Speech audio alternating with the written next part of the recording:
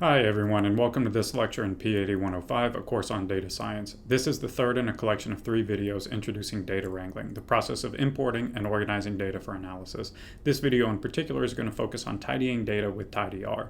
I'm going to start by giving an introduction using slides, and after that I'll demonstrate the material in a screencast. Feel free to skip around to the parts you find most useful, and as always, feel free to code along to get the most out of this material. Everything is available at p80105.com, and there are links in the description below. Awesome, let's get started.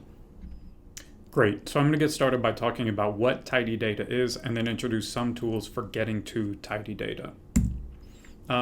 In this diagram that we've now seen a couple of times across videos, tidying is this middle step in the data wrangling process, and that's not always exactly true.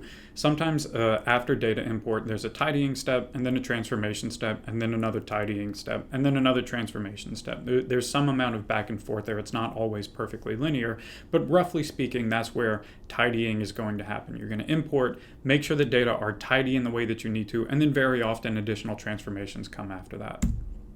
Now, I've said a few times that the goal of doing data wrangling is to end up with a nice little data rectangle. We've called these data frames in R, we've called them tibbles in R, but the idea is something that looks like a rectangle, and I want to be a little bit more explicit now about what goes into there. We've said columns are variables, and rows are observations, and every value has a cell.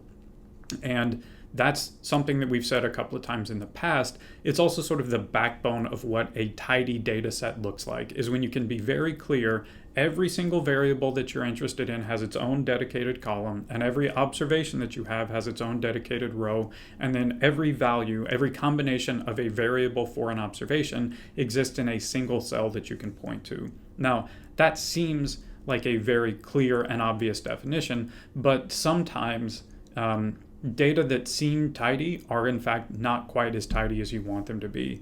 And in a lot of cases, issues that are challenging with later data analyses end up being issues that have to do with the tidiness or untidiness of a data set. So be careful. We'll sort of see some examples, but think carefully about what variables are and how you're going to extract them in a new data set.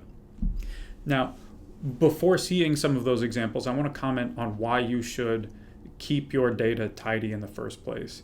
I've mentioned in a variety of instances that one of the things about having everything consistent is that it simplifies your thought process when you're faced with a new data set. Meaning, if you are working in one data set and you want to ask, how can I make this plot, or how can I run this analysis? Hopefully, the thought process is all about that plot and all about that analysis, and not so much about how you need to then organize your data to get there. And that's sort of the principle that I think carries through, is if you are going to keep all of your data in the same tidy structure, then it becomes easier later to figure out how you're going to do the things that you want to do. Now, as I've said, sometimes the biggest issue with making a plot or running analysis has to do with data organization. So don't sort of feel like if you have gotten to the point of making a plot and you're not real sure what happens. Sometimes that's a plot issue, sometimes that's a data organization issue, and so keep that piece in mind. But in general, you want to keep your data tidy so that everything is just a little bit easier and a little bit more seamless when it comes time to doing data analytic work. Now, we are also going to be using tools that exist in the tidyverse. This is sort of the tidyverse is the name that's sort of built around this idea that your data should be tidy, and also you should have tools that work well with tidy data. And if everything sort of lives within that environment, everything sort of lives within that universe, then everything's going to be easier to work with. Now, the last points that I'm going to point out here, especially to make a contrast with in a couple of minutes, is that tidy data is written specifically for computers to work with. And some of this has to do with what computation does in the first place. Some of it has to do with the tools that you're going to use to analyze data. But very often, data tidiness is something that you have to do, not necessarily so that it's clear to you as a human, but easier for a computer then to work with. And I'll show exactly what I mean by that in just a second. Now, I mentioned, unfortunately, not all data are just tidy straight out of the gate. Sometimes you end up with columns that have values rather than variables. You can end up with something sort of spread across multiple columns. Sometimes a single column might contain observations values for two different variables on that observation. You sort of get two things merged up into a single cell. This is related. You can end up with data that are in multiple tables. Very often, if you're going to do some kind of an analysis, you need everything in the same data rectangle. The sub-rectangles might be tidy in and of themselves, but if you sort of got things spread out a little bit, it's difficult to sort of think of that as one data rectangle that you're going to work on. Now, I will point out that non-tidiness is sometimes intentional. Often, untidiness is something that has been baked into a data set, built into a data set unintentionally by mistake. But every now and then, a data set is intentionally non-tidy. And the reason for this, most of the time, is that data written for humans to view is often somewhat less tidy than the data that you would use to do an analysis. And in cases where human readability is important, that should be a deliberate choice. Most of the time, when I end up with something that is non-tidy, it is at the very end of an analysis where I am exporting results and I want somebody to be able to look at those as a person in a table and just say, all right, great, I can make the comparisons that I need to. That is not the same very often as how I would either import the data, organize the data, analyze the data, or even obtain the results the first time around. It's a very last step in making something human readable. And then the last thing that I'm going to point out is that in some cases, data are just not really something that you can tidy very easily. And without going into details, some folks who work in genomics argue that tidy data is not really a great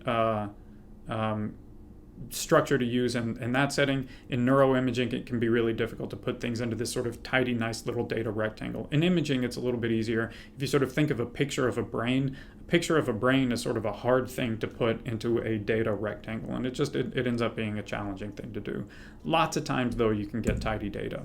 Now, I did want to look at a couple of examples here. These are mostly drawn from the Tidy Data paper written by Hadley Wickham a few years ago. And so here we're sort of seeing a couple of things. In this first column, we have three participants, John, Jane, and Mary, and there's treatment A and treatment B.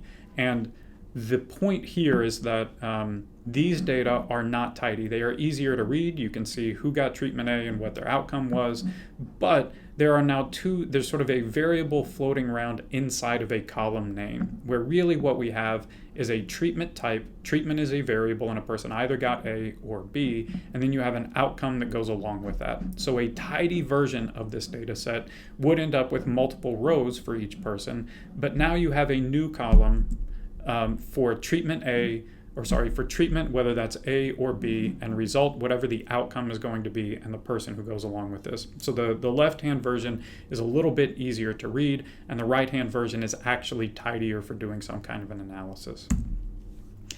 This is a little bit of the same kind of a thing, where again on the left-hand side we've got a data table that is probably easier for somebody to look at and read and comprehend and understand, but the right-hand version is going to be a lot easier to work with. And so here we've got sort of survey results looking at religions and income ranges, and on the left-hand side, each religion is a row, and income range is made up of is these columns. Now, income range is itself a variable, and so a tidy version of this would have a column for income, and then each individual combination of religion and income, and then the frequency that goes along with this. So the right-hand version, which shows only really a subset of the full tidy data rectangle, it's a lot longer, but it's tidier, and so that's sort of what we're seeing on the right-hand side. And again, the left is maybe human readable, the right is probably what you need to do some analyses. This is a combination, this is sort of a double tidy issue, and this comes from Jenny Bryan's Lord of the Rings tidy data sort of work illustration. So here she or somebody else has extracted the number of words spoken by three different races, separating males and females in the three movies that are in the Lord of the Rings trilogy. And so the Fellowship of the Ring has the three races, elf, hobbit, and men, and broken into male and female, and you can sort of see who is speaking how much and to what degree. Right now, each of those subtables is not tidy in the sense that male and female are two different categories in a predictor. So we might need to consider that as something to sort of rectify in one step. And we've also got three different data tables where the title of the movie exists in sort of the table heading. And so really a tidy version of this data would have a variable for the film that we're interested in, Fellowship of the Ring, Two Towers, and Return of the King. There would be a column that tells you whether these are male or female, a column that tells you the race, and a column that tells you the number of words. So again, this is probably a little bit easier to read, but this is obviously a little bit tidier. Now I'm going to shift gears for just a little bit. This example included data in multiple tables, and we were able to combine them hypothetically into one data set by just stacking up the rows. And that's one way that you can go from multiple tables to a single data set and sort of resolve that kind of tidiness. There are other instances in which, rather than just stacking up rows, because every subtable has the same columns, where you really have two separate tables that you want to sort of merge horizontally rather than vertically. So what I mean by this is you have one data set that contains one collection of information and another data set that contains another collection of information, and those are linked through a variable that exists in both, and that variable sort of uniquely identifies an observation here to an observation here.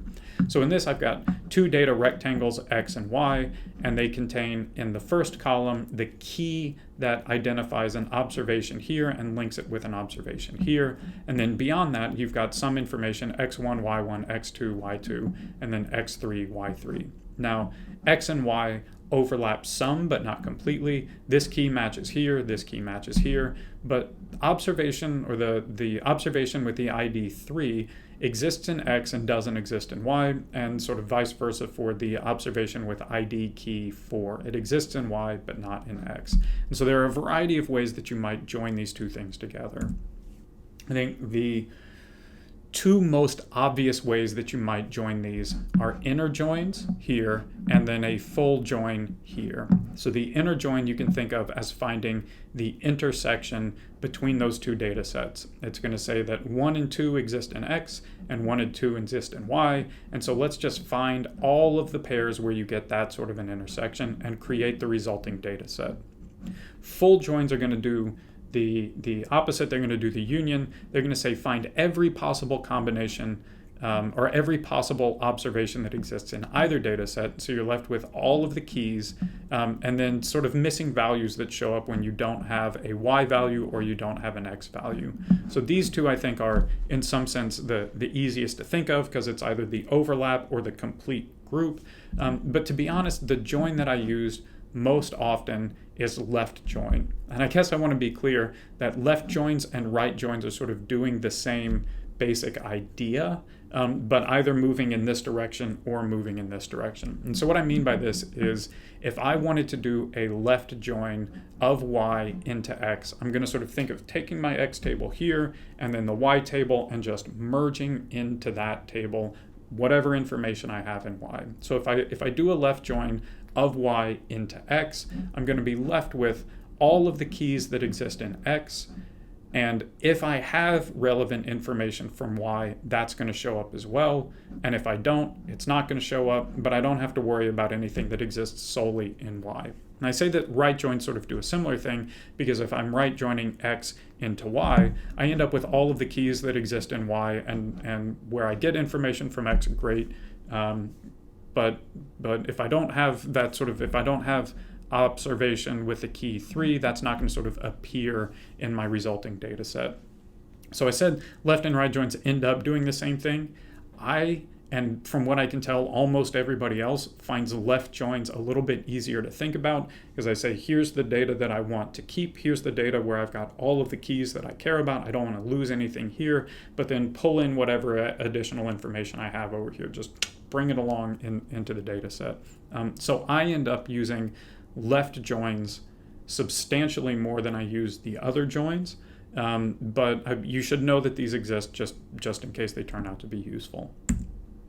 Now there are some key functions here for tidying individual tables, going from something where you have columns that actually are variables, where we saw treatment A and treatment B, or income ranges, you often need to take that data set and make it longer. That ends up being an important thing. We haven't seen an example of this quite yet, but often if you have a column that contains two variables that are sort of mashed up together, we can think of this as sort of the, say, the dose range and the day of dose, sort of a two kinds of treatment categories. You could end up with those in the same thing as a sort of a grouping variable, and very often you want to separate those out either into timing or dose or some other kind of thing. So to do that separation, we're going to use the separate function, and that turns out to be real helpful. I'm also going to point out that sometimes you end up with data in a long format that is in fact tidy, but you want it to be more human readable. So instead of going from sort of a wide format to a long format, you can go take that long table and make it wider instead, and we'll see that is the pivot wider function. And then if you've just got separate data tables like the Lord of the Rings things, you can just bind those rows, stack the rows from here onto here onto here. And then we saw of all of the different joins, left joins, right joins, inner joins, outer joins, other things like this, there are inner, outer, left, right, and other join functions that exist in the tidyr package.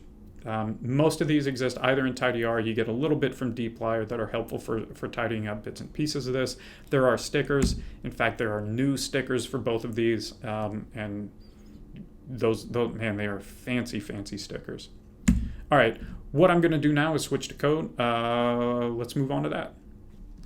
Okay, fantastic. What I'm going to do is a little bit of coding, and I'm going to keep working in the same R project and GitHub repository that I've used for other videos in this collection, in this module. And so before doing anything else, I'm going to, rather than like going online and downloading a template or anything like this, I'm going to copy an existing R Markdown file, and I'm going to rename this for today. We're doing tidy data, and then I'm going to launch my R project. It's just a little bit of stuff to do to get started here. I'm going to open this tidy data R Markdown file and rename the title tidy data. And I'm going to delete most of the code that I see here. I'm going to keep loading the tidyverse library. That is what we're going to be using today. And we've seen now a couple of different ways that we're going to use it. We're going to continue to use reader to read in data. We may also use Haven to read in data. We're going to use dplyr to do some data manipulation. And today we're going to add into that a little bit to do some tidy data as well. So I'm going to load this, and I want to be clear, I am loading this so that as I execute commands in the console, I have access to those functions. I'm keeping this here in my code chunk so that when I knit this document, it has access to all of those functions in whatever sort of process is used to knit as well. So I do need, in terms of interactive data analysis, I do need to run this code chunk so that I have access to the functions when I do interactive code writing. And so now with all of this, let me go ahead and knit what's here so far. There's not a lot. I have tidy data and I load my packages, and I'm going to go ahead and commit this just because I can. So getting started with tidy data. Awesome. I'm doing great so far. Okay.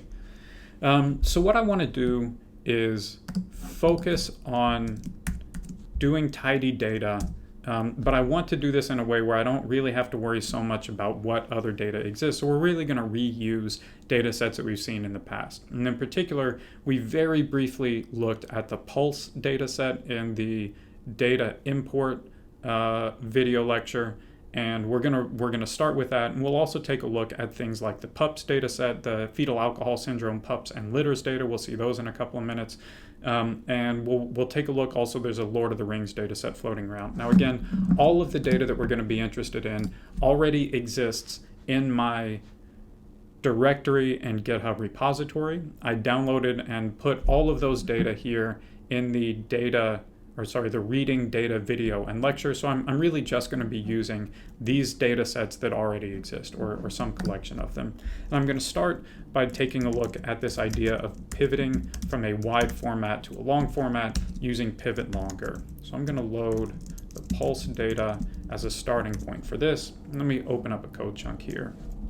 So I'm going to start and take a look at the pulse data. Now, as a quick reminder, the pulse data is not in a CSV, it's not in an Excel, it's in a SAS format. And so to read this data set in, I'm going to use the Haven package. And again, I'm using this notation that says use this package and this function. I'm not attaching that package because I'm only going to use it once, and I don't need everything here. So I'm going to read from SAS and give a relative path into the data directory and then the public pulse data set. I'm using tabbed autocomplete to sort of make everything a little bit easier for me. And then driving home some things that we saw previously, I'm actually going to go ahead and take whatever results of this, and let me sort of double check that that line of code by itself does in fact import what we're interested in. I'm going to pipe this directly into janitor clean names, just so that the names are a little bit easier for me to work with. Okay. Now, taking a look at this, you might think, well, that looks like a data rectangle, or at least the first 10 rows of a data rectangle. But now we know some stuff about tidy data, and what you can tell if you look very closely is I've got BDI score. BDI is a outcome that they were interested in measuring, a depression index, and it's measured at baseline, at 0-1 months, at 0-6 months, and at 12 months. And so really what we have here is for each ID, we have 4 different observations. And those 4 different observations are things on the BDI score. And we have baked into these column names, not just the BDI score, but the visit on which those things happened. And so one of the things that I want to be able to do is end up with a data frame where instead of having 4 different columns for BDI score, I would like for this ID, a column that tells me visit, baseline, 1 month, 6 months, 12 months, and then BDI score observed at each of those. And I'll repeat the age and sex for each participant at each of those observations. That's fine. I'm going to end up with some data duplication. I'm not really worried about that. I'm not so concerned about data size that that's going to be like a huge problem. But that's sort of what I'm interested in doing here. So let me first sort of make sure that I can load this data set. And now let me go from wide format to long format. And I'm going to start a new code chunk here. And I'll call this something new. We'll say pulse data tidy version. And I'm going to start out with the pulse data. And I'm going to pipe this into a brand new function. And the brand new function is called pivot longer, one that we mentioned in the slides. Now there are a lot of arguments that go into here. Like everything in the tidyverse, the first thing that goes into pivot longer is the data set. So it is going to say, whatever this data set is, start operating on that. The next thing that I need to say are the columns that I need to take from a column by column framework, the columns that are now spread out too wide. What are the columns that are too wide and now need to be made longer? And you can use here many of the same things that you might use in the select function when you are trying to specify a range of columns. In this case, I know that I need BDI score baseline to BDI score 12 months, and so I'm going to use that thing that allows me to specify the range here. So I'm going to say, let's go with BDI score at baseline colon BDI score at 12 months. That's going to specify the range that I'm interested in. Okay. Now, a couple of things are going to happen here. When I take all of those individual columns, I'm actually going to end up with 2 new columns in my data set. The 2 new columns that I'm going to end up with is the first one that I need to have as the visit, and the second one is going to be the values that exist in these rows. And so what I'm going to say here is that these column names need to be put into a new variable. So these column names need to exist, but in a new variable that I'm interested in. And so that's going to tell me, or I'm going to specify that in the names to argument. So these column names go into what variable? Well, we'll just call this visit. And then I also need to know, what do these values go into? What new variable in my data set is going to store these values? And so I'm going to call this values to, and this is the BDI column. So let me just sort of run this and double check that everything works. Again, I've ended up with a tidy data set that's tidy in the following ways. So I have started here. Let me scroll up. I had one row for this ID and a column for the baseline score, a column for the 1 month score, and a column for the 6 month score, and a column for the 12 month score. And this was a 48-year-old male. The scores were 7, 1, 2, and 0. And now I have a new tidy data set after pivoting from wide to long. I have 4 observations for ID 1000003. It's 48 in each of those. I'm repeating that observation. It's a male in each of those. I'm repeating that information. And I've got visit here, BDI score baseline, BDI score 1 month, BDI score 6 months, and BDI score 12 months. And then I actually have that 7, 1, 2, and 0, and everything is sort of working out just the way that I want. It's preserving NA values for the next subject. It's sort of keeping track of everything that I'm interested in. Now, this is pretty close. There are a couple of things that I don't love about this version of the data, though. And the things that I don't love about this version of the data are sort of right here. The first of them is I end up with BDI underscore score underscore, then baseline, then 1 month, then 6 months, and 12 months. And a lot of this is just sort of unnecessary information. And this comes up often enough. There are a lot of ways that we could address this. We could take this data set and do a mutate step to try to update what this variable looks like using strings. We'll learn about strings in a later video. But this is the sort of thing that comes up often enough that what I'm going to do instead is use an additional argument and pivot longer.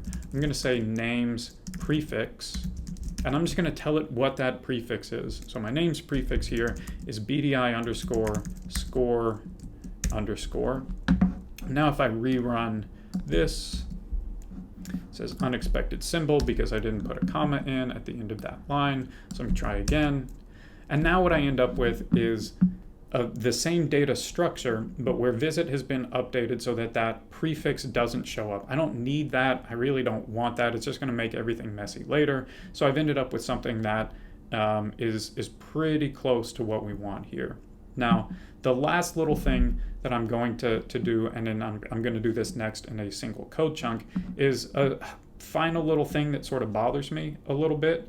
And the thing that bothers me just a little bit is that these are all formatted in a consistent way, 2 numbers and then an M to say 0, 1 month, 6 months, and 12 months, but BL is just sitting around here as baseline. And so I really would prefer for myself, for consistency, if that's 0, 0, M. And we might say you could make that 0, 1, 6, and 12 to code this as numeric, but I'm not going to worry so much about that.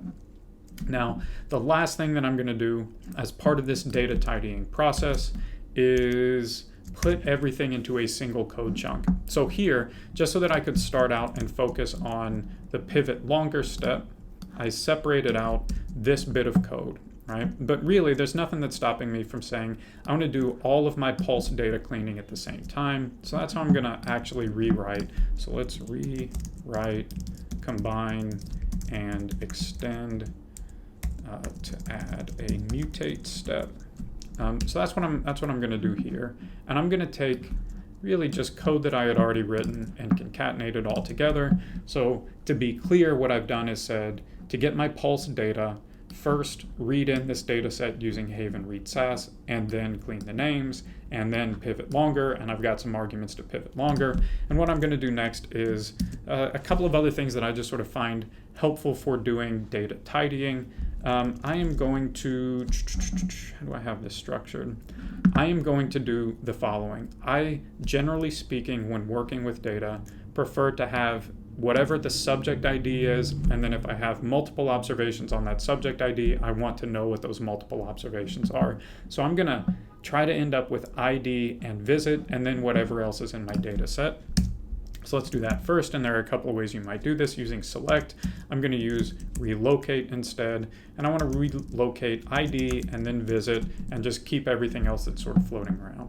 So I'm going to double check first that that worked.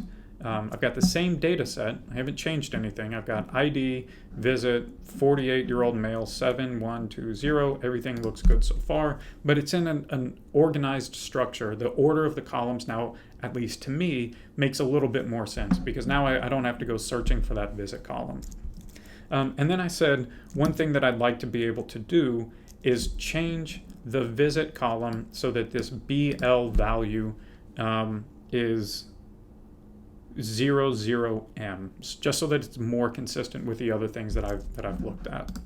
So I'm going to use now, I want to update a column in a data set. And so I'm going to, in order to change or update a column in a data set, I'm going to mutate that column.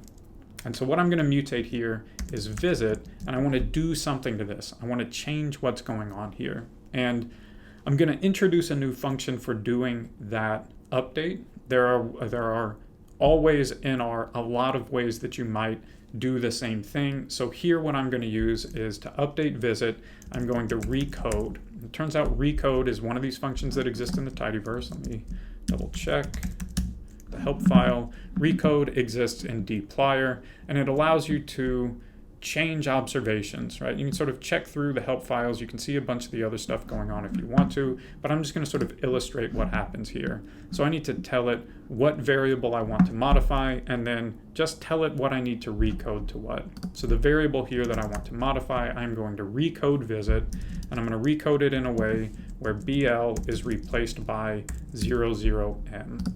Now again, in this whole process, I'm reading in my data, cleaning the names, pivoting, relocating, and now in this mutate statement, I'm going to update the visit variable and replace whatever this column had been with that new updated version.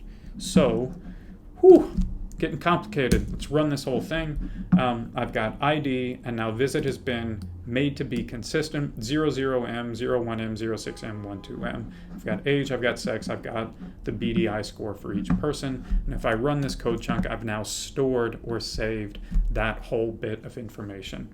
So I gotta say, there's an awful lot that is going on here. But I feel generally speaking pretty good about it for a couple of reasons. I have started out with a raw data set, and in a few lines of code, turn that into something that is going to be easy for me to both view and understand, and then later make some plots and do some manipulations. I'm not going to talk now. There's some other things that you could do with visit. Like I say, that should be a numeric, maybe. Maybe we want it to be a factor. Right now it's a character. Those are questions that we're not going to worry about for right now, but if we wanted to do that transformation, we could modify this in the mutate statement. Okay, so I'm feeling pretty good about that. Let me knit and commit. This is pivot wider example. There we go. And I'm going to go ahead and push. All right, so we've seen, no, I didn't. Well, that's really, it hurts. That was supposed to be pivot longer, not pivot wider. Sorry, commit. It's on the internet. That exists forever now.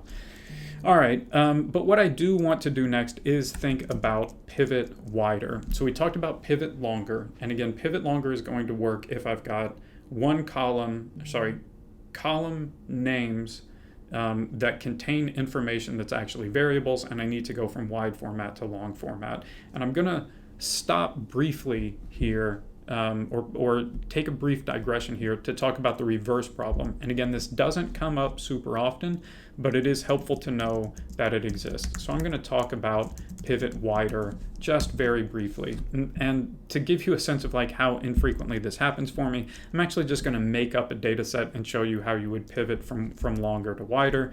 So let's make up some data.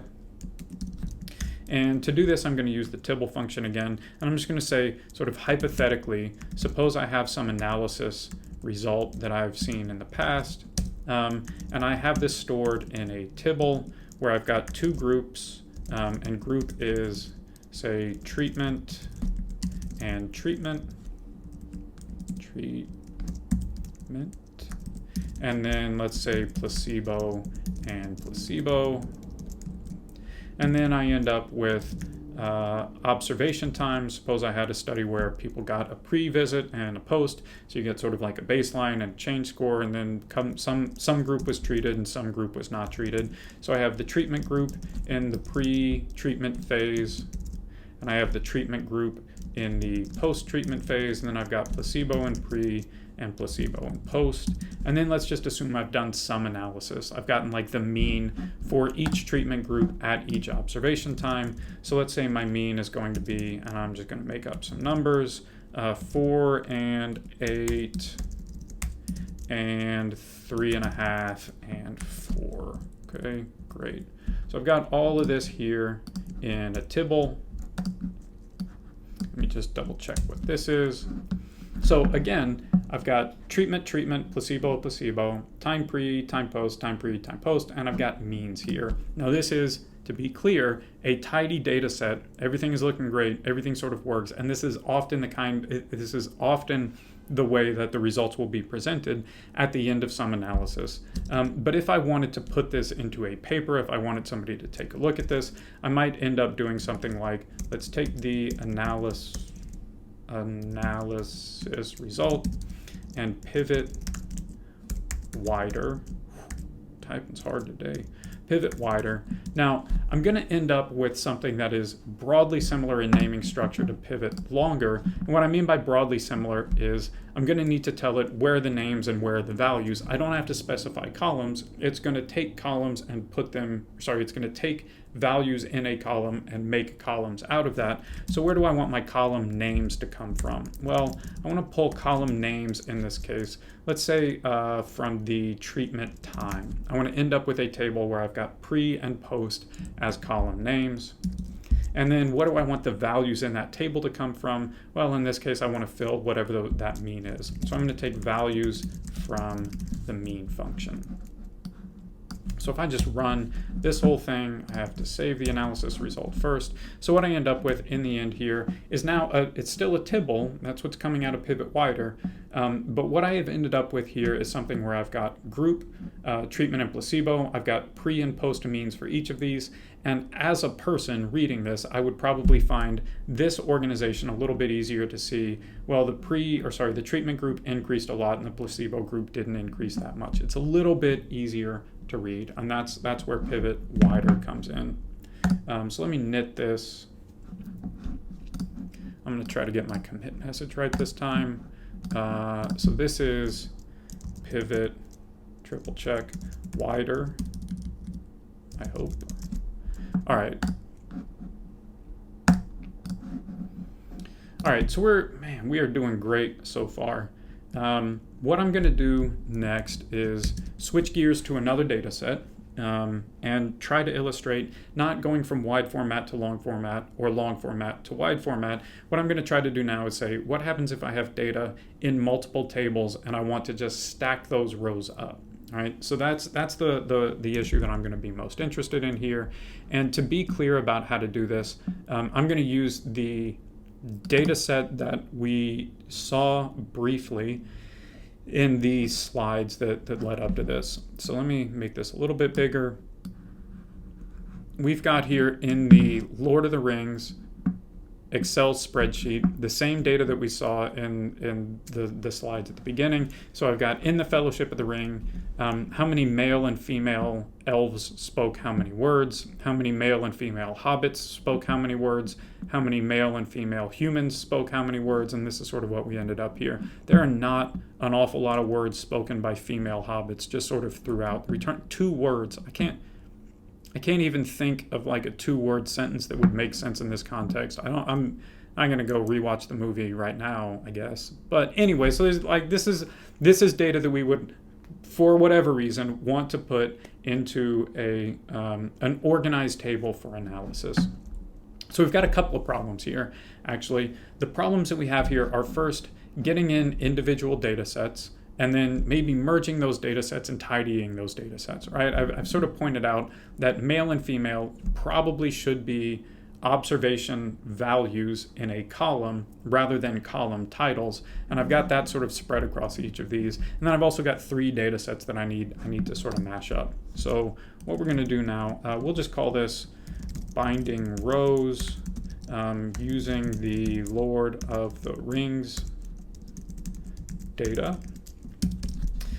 First step is import each table.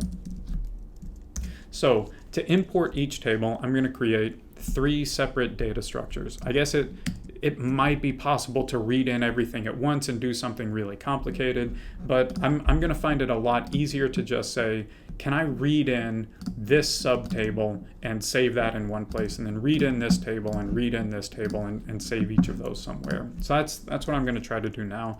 And I'm going to start out by creating a Fellowship of the Ring data set. And the way that I'm gonna import that data set, again, this is an Excel spreadsheet, so I'm gonna use in the read Excel package, the read Excel function. I have to say where this is. This is in data and Lord of the Ring words.xlsx. And I don't need to read in everything. I just need to read in these columns, B3 to D6. So I'm gonna specify the range here is B3 to D6, and let's see what I end up with here, right? So I've read in this subtable, and everything is doing all right. The one thing that I am going to be clear about, though, is that just reading in that subtable hasn't told me what the movie title is, and rather than try to deal with that like movie title as an extra cell, I'm just going to say let's add in a new column that says the movie is Fellowship of the Ring. And if I let's run all these lines and then take a look at my little data set. Yeah, I've got race, I've got female, male, and then I've got movie. This is not at all tidy. I could right now worry about doing some data tidying. What I'm going to do instead is read in each data set, combine them, and worry about tidying afterwards. So let me just read in the remaining data sets. My remaining data sets are the 2 towers, so I need to rename here 2 towers. I need to rename here also 2 towers, and I need to update the range. This is F3 to H6, so F3 to H6, and then the last one, return of the king.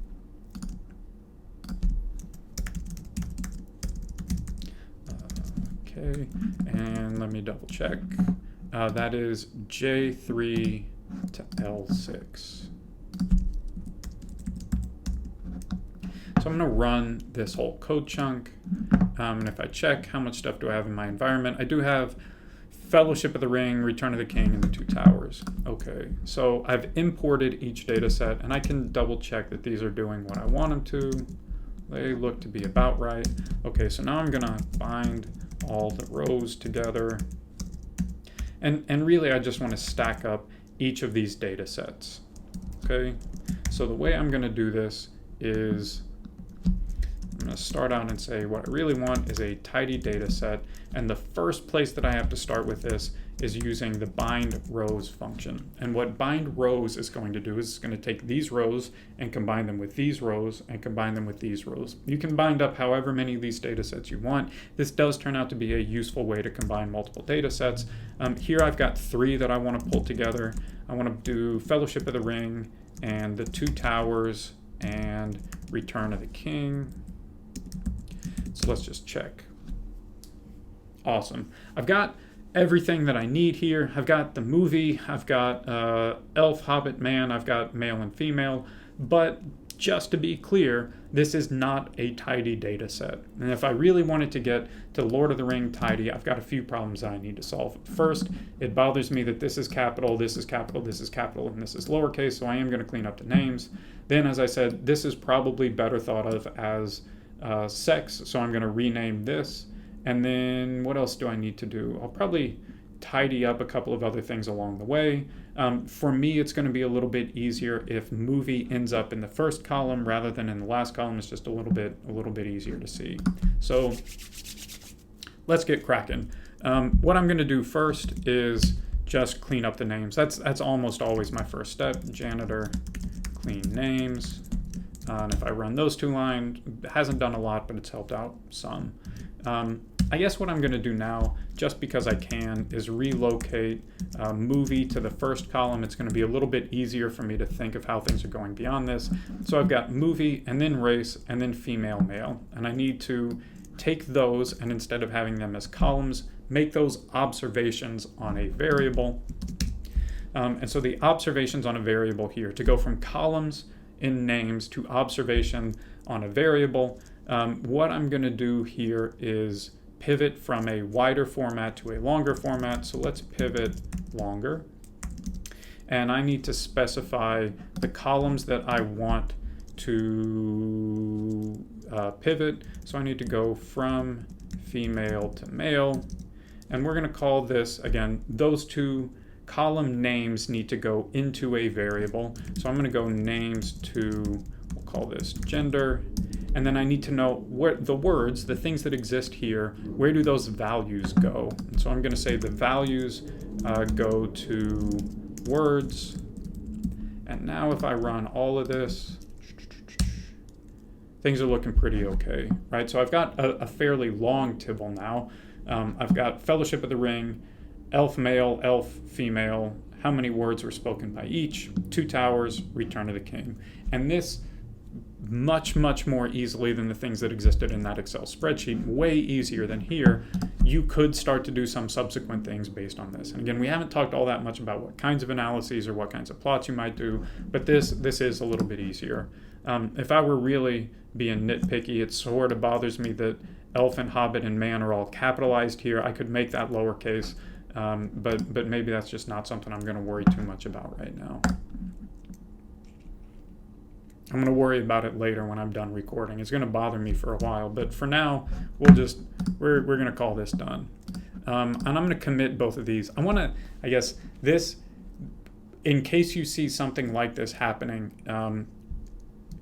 when you have a spreadsheet open in Excel, Microsoft stores a version of that in sort of a weird place with a weird naming structure that is kind of a hassle. If you see something that looks almost like an Excel spreadsheet or a Microsoft Word document, but it's got like a $$ at the beginning, just know that's a version that Microsoft has created in the background and is mostly in the way. So if I quit out of this, that file goes away. Try not to commit those. It's just going to make things worse. So I'm going to commit both of these. And what have I done up to this point? I did bind rows plus Lord of the Rings data cleaning. Okay. So what do I want to do next? I'm going to focus in the last little bit of this on joining some data sets. So let's assume I've got 2 data sets that share a key, that I have some information on this data set or on this observation in data set 1 and some information about observations in this data set in like a second tibble off to the side. That's what we're going to worry about now. So let's focus on joining data sets. Now, we actually have a couple of data sets where this happens. So one of the things that I need to do is import the FAS data sets. And I'm going to import both of these, and then we'll spend a little bit of time both tidying them prior to joining and then doing a little bit of joining. So I've got 2 data sets here, and let me start with the pups data frame. What I'm going to do here is read CSV. I don't have to do like reader : read CSV. Reader is part of the tidyverse. It came along with everything else. So I did do this with something like read Excel. Read CSV you sort of get for free. Okay, so I need to read this in, and the data set that I have, the location of the data set is in my data subdirectory, and it's the pups CSV. So let me just sort of take a look at this first. This data set has a couple of things. It's got first litter number, and for each pup I have a litter number. Litter number is in a weird structure that we're not going to worry about, but it does seem to have something. I've got 2 pups here in litter number 85, 2 listed immediately, and 1, 2, 95, 2, a few in 55, 3, 83, 3-3. Right, I've got multiple observations on each litter over here, and I will return to this and do some data cleaning, but I want to first be clear about what kind of a join we want to do and how we're going to do it. So I'm going to read in the litters data set as well using read CSV in the data subdirectory, and I need litters CSV. So here I have information on litter level information. So I know in litter 85, what was the group? This was the control group with a treatment administered on day 7. Later on, I have a control group with a treatment administered on day 8. I know for the mother of the litter, what was the gestational day 0 weight, what is the gestational day 18 weight, how many pups are born alive, how many pups are dead at birth, how many pups survive, and so on, right? We've got some information here about litters. So if I wanted to know something about pups, if I wanted to know in the pup level data, can I tell you something about what happens in the control 7 group? I need to get the control 7 group and the gestational day 0 weight and other things from this litters data set into this pups data set. And so the goal that I'm going to have in the end is to say, take this data set, sort of sitting over here, I'm going to think of this as my left-hand data set, and then I'm going to take information from this one and merge the litter level information into the pups data set. So that's sort of the goal that I'm going to have. Litter number is going to be the key. It's the variable that exists in both places, and I want to take the pups data and pull information from litters into it. Now, I'm not going to jump straight into the joining. I do want to do a little bit of data cleaning first. So I'm going to revisit this pups data set. And the first thing that I'm going to do is just clean up these column names. This is mostly a tidy data set to begin with, but what I'm going to do first is I'm going to do janitor clean names, and then one of the things that just sort of bothers me as a general rule, and since it showed up here, I'm going to go ahead and fix it, is sex is being treated as a numeric variable, a 1 and a 2, and that's not something that I'm particularly happy with. I prefer my variable names to be a little bit more, my variable values to be more informative than that. So I'm going to mutate here, and to mutate this, I'm going to keep sex as a column, but I want to take anything that was 1 and make it male, and anything that was a 2 and make it female. And so that's the coding that I'm telling you is the correct coding. There's nothing about it that exists in this data set. There's no reason that you would know this. So you kind of have to take my word for it, and that's one of the reasons that having numbers bothers me. I would much prefer this to be unambiguous. So after cleaning up the names, this is going to be lowercase sex, and I want to replace this. I'm going to use the recode function again, and I'm going to recode values in sex. And the syntax here gets a little bit strange in that the number 1 is going to be what I do want to recode, but R views numbers in a very particular way. So to do this recoding, I'm going to put 2 backticks around 1 and say that should be replaced with male. And I'll do a similar thing with 2, backtick 2, backtick equals quote female. And this should clean up my pups data set. Great. I've got nice column names. I've got everything sort of working out the way that I want it to. So what I'm going to do next is a similar kind of data cleaning for the litters data set. And let me sort of first remind us what the litters data set looked like. There are a couple of things here that I'm going to do to fix. First, of course, I'm going to clean the names. One of the other things that I'm going to do now while I'm thinking about it is move litter number to the very beginning. Again, this is sort of a personal preference, but if I know I've got some key in this data set and a key in this data set, I really do like those to be the first columns in both cases. So I'm going to move that. And then I'm going to do a short digression about group and what we need to do with group. So let me first do janitor clean names. And then I'm going to relocate litter number to the beginning. And let me just double check that this worked. So far, so good. Now, I said that I have a bit of a problem with group, and let me sort of explain why. We've spent some time talking about data tidiness and how you really want one variable in each column. And group, as I mentioned in passing, contains both things like control, and as we scroll down, moderate dosages, and as we scroll down, low dosages. We've got 3 different groups, control, low, and moderate. And we also have 2 different days of treatment.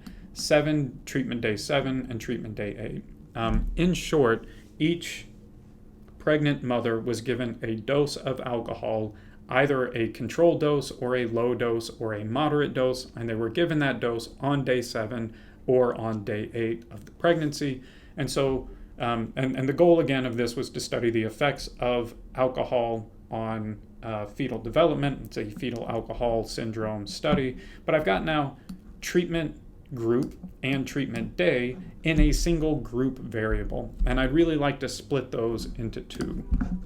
So what I'm going to do next is use a function that I mentioned in passing. What I'm going to do here is separate that group variable into 2 different columns. And this is a handy one. I'm not mutating, I'm not updating a variable, I'm not doing anything different. I'm really just separating an existing column group into 2 different things. And the 2 columns that I want to end up with are dose first, and let's say day of treatment second. Now, you can be sort of hopeful that this is going to work exactly the way you want it to. It turns out in this case, it doesn't. So what I have to specify is where to do that splitting. Now, this example is relatively easy because I can say split after 1, 2, 3 characters. And if I say split after 3 characters, everything's going to work. The control, the low, the moderate, everything sort of works well. In cases where it's a bit more difficult, you have to know something about how to manipulate strings. We're not going to worry about that yet, but just know separate will work. Sometimes separate can just sort of look at the values and know where it needs to cut. If there's an underscore, sometimes it sort of gets lucky. But what I'm just going to be very clear. Separate after 1, 2, 3 characters. Let me double check that this worked. Yes, so now I've got litter number, dose, control, low, moderate, and day of treatment, 7 and 8 all the way through, and I'm feeling pretty good about this.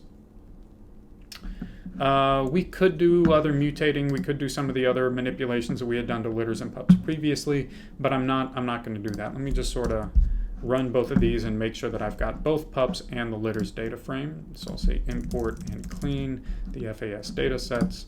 And next up, time to join them. So if I want, in the end, a single data set, I'm going to call this fetal alcohol syndrome data frame. What I want to do is take the pups data and whatever exists in the litters data set, merge litters data into the pups data. I'm going to do a left join in that case. So let's take a look at left join into the pup data frame, everything that's in the litters data frame. And I'm going to be explicit here. Left join will try to figure out automatically what the key is. It'll search to see whether or not there are either individual columns that exist in both data frames or collections of columns that exist in both data frames. I encourage you to be explicit about this just so that you don't end up joining by the wrong thing. So I'm going to join by litter number, and that gives me, I guess, sort of, let me run this, and down here, let's do FAS view and take a look at everything that we have. Oh, sorry, FAS data frame. Let's take a look. So I started out with the pups data. I've got litter number 85. I know whether the pup was male. I know PD ears, eyes, pivot, walk. I've got a bunch of stuff about pups. And then I end up with dose and day of treatment and some stuff about the litter itself. So the gestational day 0 weight for the mom, the gestational day 18 weight for the mom, the day of birth, number of pups born alive, dead, and so on. And we could do, I suppose, some additional things here. So I might, for example, want to arrange this in terms of litter number. This is, like I say, I don't always arrange data sets, but in this case, it's a little bit easier to see, are all of these litters in the same place? The original data weren't sort of structured in that way, so I've got litters in the right place. in this case, I know that some of the variables that I am most interested in this data are things like dose and day of treatment. We want to know, how does dose and day of treatment affect things like the postnatal day on which the ears unfolded, or the postnatal day on which the pup learned how to pivot when he's out there walking around. And so what I'm going to do here is I'm going to relocate, and I still want to keep, let's say, litter number. I want to keep sex, and let's actually, I'll leave that later on. We'll do dose and day of treatment. And if I run all of this, then I end up with litter number, dose, day of treatment, and some pup level information, and then also some litter level information there towards the end. Okay, so that's all pretty fantastic, I think. And let me check.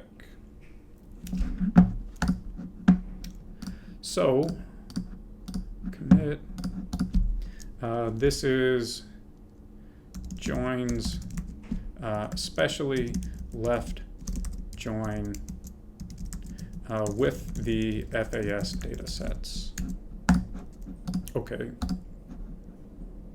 So that's all the code that I'm going to write. But before ending the video, I just sort of want to pause and say, this is sort of the last video in a collection of 3. There was a collection of 3 videos earlier on that focused on best practices that did a crash course in RStudio and Git and R Markdown. And then in this collection of 3, we've done data import and absolute and relative paths, and we've done data manipulation and select and mutate and filter and arrange and all this other stuff along with pipes. And now we're doing data tidying. We're pivoting from wide format to long format, and from long format to wide format, and we're binding rows, and then we're remutating, and then we're doing all of this other stuff. There's an awful lot that has happened in the course of these videos up to this point, and that's mostly what I want you to sort of pause if you're following through and reflecting these. I hope that you look at this and you think, especially if this is new for you, you think like, I am doing great to make it to this far. I am hanging in there. I am learning new stuff, and it's not always easy. It's not always going to be super straightforward, but I hope you're proud of yourself. I'm proud of you for sticking with it for this far. I think you're doing a fantastic job, and it's I hope this is useful for you. And with that, I'm going to go ahead and close this one out. Thanks very much.